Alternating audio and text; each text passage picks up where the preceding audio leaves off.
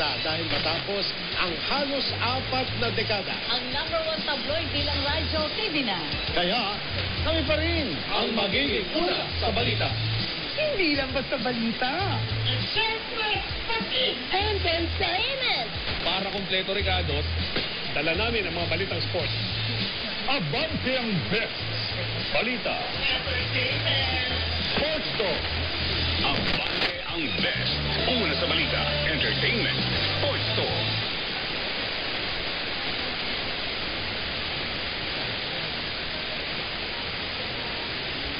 Sa bawat gabi, may balitang takot kamay.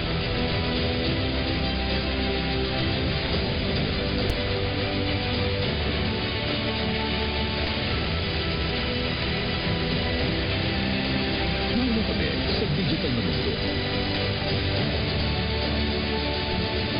Mas mabilis, mas malawak, mas moderno, mas matapang, mas abante.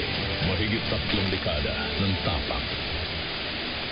Ang mga opinyon at pananaw sa programang ito ay para sa mga host at guest lamang at hindi sumasalamin sa opinyon at pananaw ng himpilan.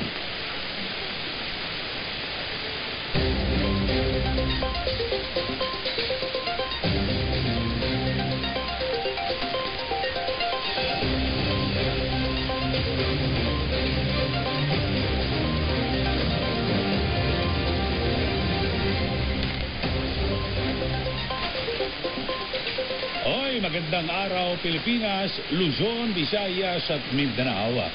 Oras na para marinig ang tunay na tinig ng masa. Dito, bawat opinyon mahalaga, bawat kwento may saysay. Sama-sama nating himayin ang mga napapanahong isyu, tuklasin ang mga kwentong dapat mapakinggan at maghatid ng impormasyon na swak sa inyong araw. Kasama po ang inyong lingkod, ako ang inyong kaabante, Eli Saludar. Ito ang programang hindi lang basta balita, o listen. At i-follow rin po kami sa aming social media accounts. Hanapin lang po kami sa Facebook, YouTube, Instagram, at X. I-search lang po ang balita.